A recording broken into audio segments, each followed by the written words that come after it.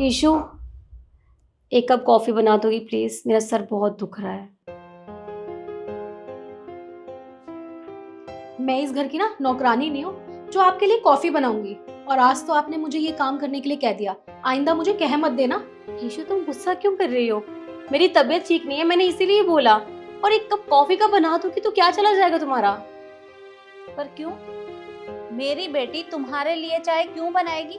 तुम्हें चाय पीनी है ना तो किचन में जाओ और खुद बना लो। मम्मी जी, मैं खुद ही तो काम करती हूँ।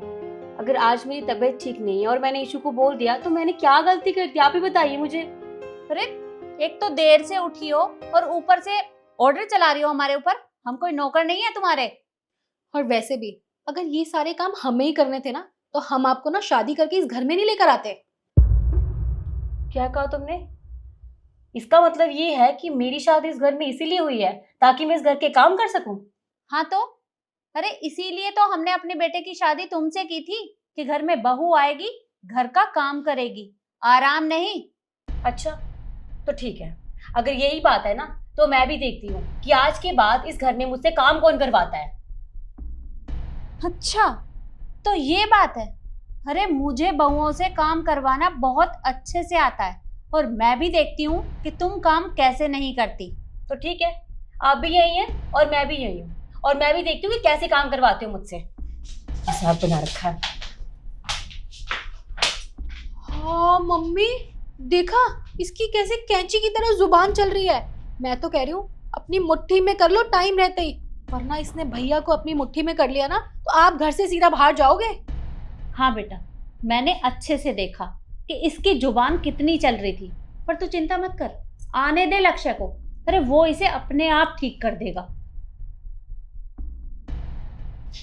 मम्मी आप ना रो मत, भैया को आने दो, सारी चुगली लगाऊंगी, देखना इसकी अकल ठिकाने लगवाती हूँ।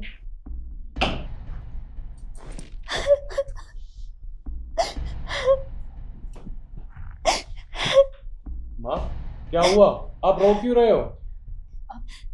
कुछ नहीं बेटा, वो बस आंख में थोड़ा कचरा चला गया था। भैया मैं बताती हूँ आपको। आपको बस कीजिए माँ, आज मैं सब कुछ बता के रहूंगी। आपको पता है भाभी ने मम्मी के साथ कितनी बदतमीजी की है।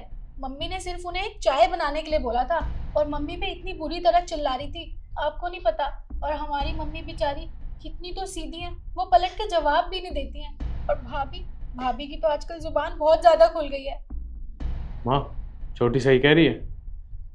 हाँ बेटा, ये बिल्कुल ठीक कह रही है।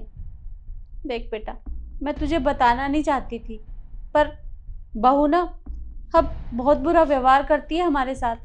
अरे मैंने बस उसे इतना ही कहा था कि एक कप चाय बना दे, तो कहने लगी आपको पीनी है तो खुद ही बनाओ जाकर।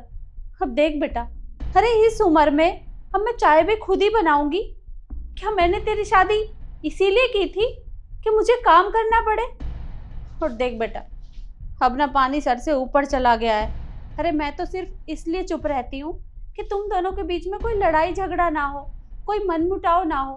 लेकिन बहू इस बात का बहुत फायदा उठाती है। अब ना पानी सर से ऊपर चला गया है। अरे इससे अच्छा तो तू मुझे वृद्धाश्रम छोड़ के आ जा। माँ, आप परेशान मत हो, आज मैं उसे देख ही लूंगा। आज उसकी टांगे तोड़ दूंगा मैं। अरे पर बेटा, अरे अरे बहू को कुछ मत कहना। अरे सुन तो सही। अरे शिखा, तू यहाँ बैठ के फोन चला रही है और तुझे शर्म नहीं आती? अरे तूने मेरी माँ को रुला रखा है। अरे तू मेरी माँ को एक कप चाय नहीं दे सकती क्या?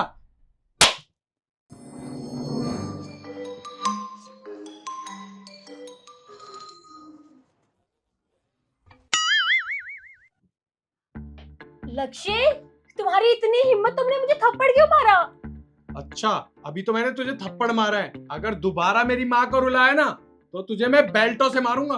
अच्छा, और अगर तुम्हारी माँ मेरे साथ बदतमीजी करेंगी, मुझे उल्टा सीधा बोलेंगी तो? अगर मेरी माँ ने तेरे साथ बदतमीजी की और उल्टा सीधा बोला तो मैं अपनी माँ को वृद्धाश्रम छोड़ आऊंगा। और हाँ, छोटी ने किया तो छोटी की ऐसे गरीब घर में शादी करूंगा, वहां भूखी मरती डोलेगी। हाँ तो ठीक है, अगली बार वो मुझसे बहस करेंगी ना तो मैं वीडियो बना लूंगी। हाँ हाँ, वीडियो बना लियो। और हाँ, मैं कल ही घर में कैमरे लगवाऊंगा। हाँ, ये सही रहेगा।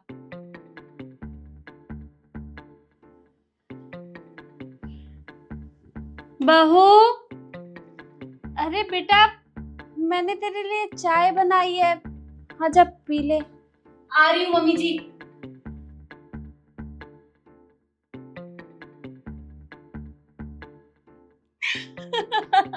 देखा, सांप भी मर गया और लाठी भी नहीं टूटी।